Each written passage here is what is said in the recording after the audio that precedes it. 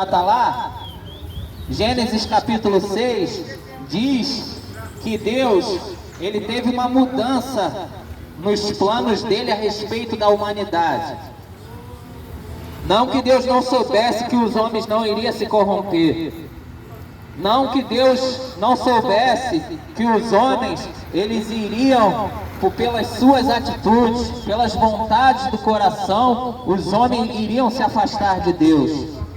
Mas Deus, ele permite que as coisas aconteçam, assim como a vida, ela é vivida por experiências que nós sabemos que são fracas, que são falhas, muitas das vezes dolorosas, experiências terríveis, e tem também aquelas experiências boas, ainda que de momento mais boas.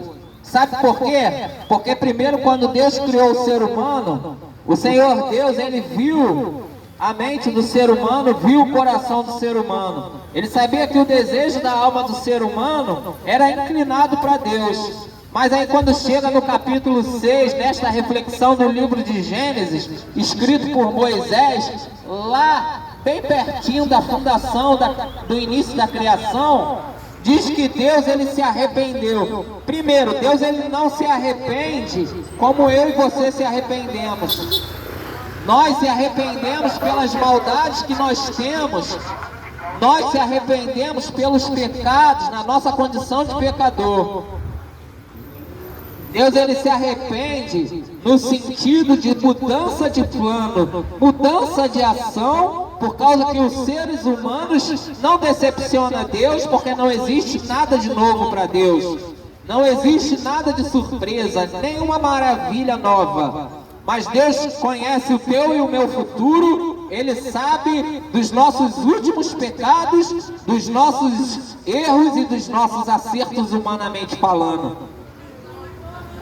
Mas preste atenção, quando a Bíblia ela diz sobre Deus, ele vê, olhar para a atitude do ser humano, vê a sociedade no mundo inteiro, aí eu busco umas características. Naquele tempo, um homem matou um outro homem porque pisou no pé do outro.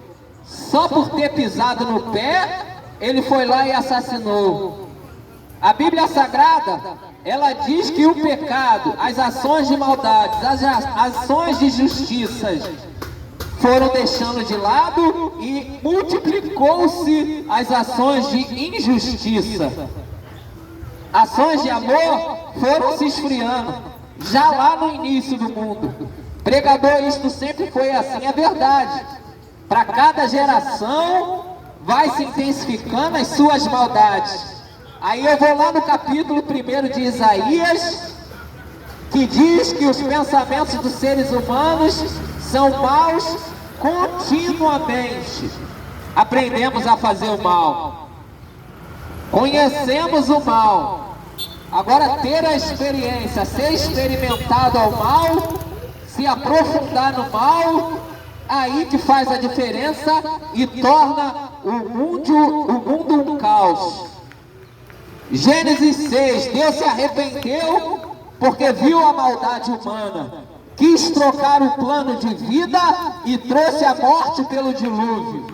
Sim, Isaías capítulo 1, Deus olha para Israel e vê Israel com seus pecados. Deus também, pela profecia de Jeremias, diz que os feitos de Israel têm ultrapassado os malignos. Para Isaías disse que Israel deveria deixar o mal e começar a praticar o bem.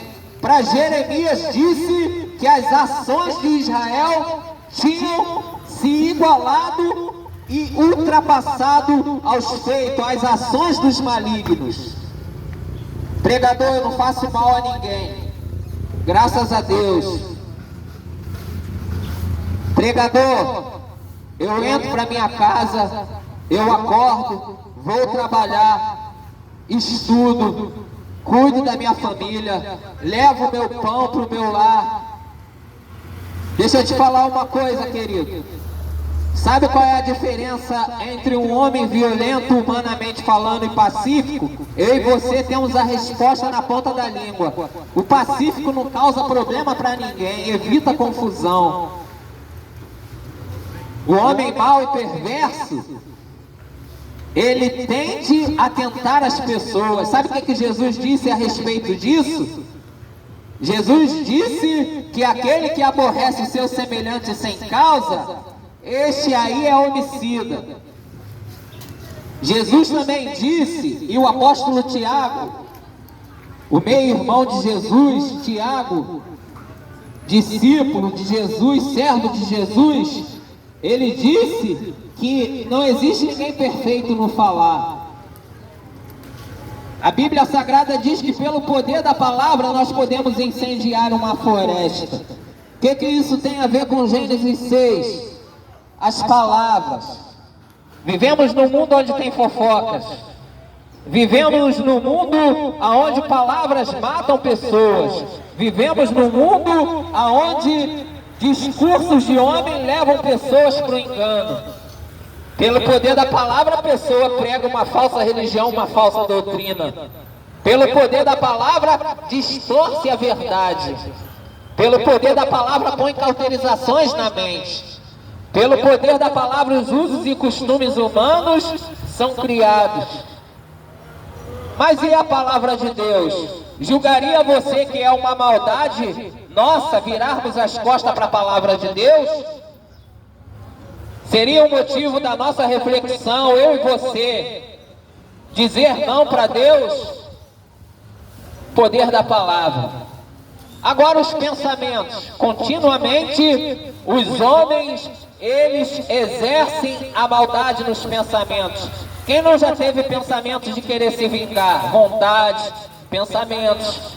Quem nunca desejou o mal?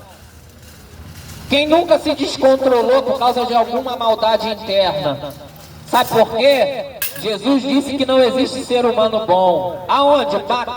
Lucas 19. Não existe ser humano bom. Então a importância aqui é que você olhe para dentro de si, veja o crescimento da maldade, reconheça os seus pecados, reconheça que você negou a vontade de Deus. É tempo de se consertar, é tempo de se inclinar diante de Deus e dar honra para Ele. Se é para se consertar, se é para entregar a vida a Cristo, o dia é hoje.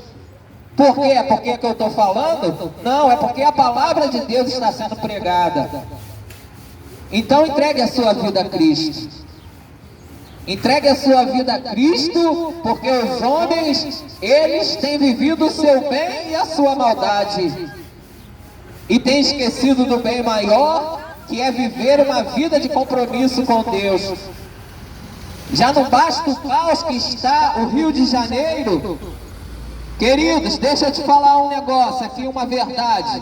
A importância que nós temos para o meu e o seu viver é a gente pensarmos no céu, porque nós não somos deste mundo.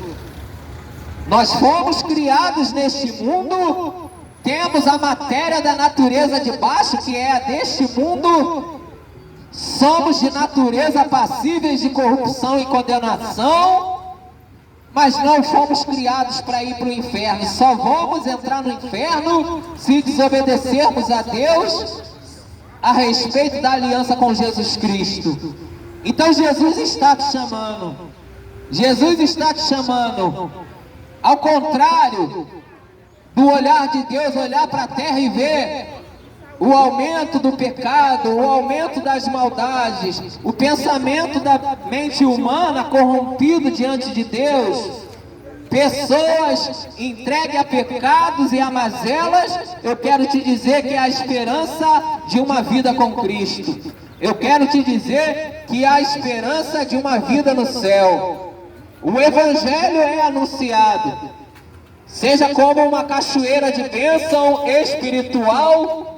Não vou falar nada além disso. Não quero te dizer nada além do Evangelho. Aqui na condição do Evangelho, a tua vida é restabelecida diante de Deus. Afinal de contas, fizemos tantas coisas diante dos homens, queremos aparecer bem diante da sociedade, não queremos ser devedores diante da sociedade. Pelo menos é o padrão comum que deve ser, né? Se é que existe padrão diante da ética que vivemos.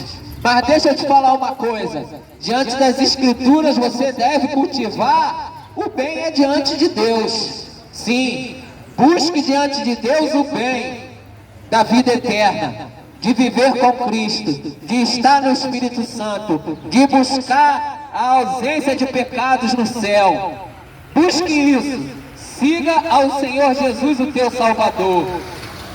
Pense num coração purificado por Deus.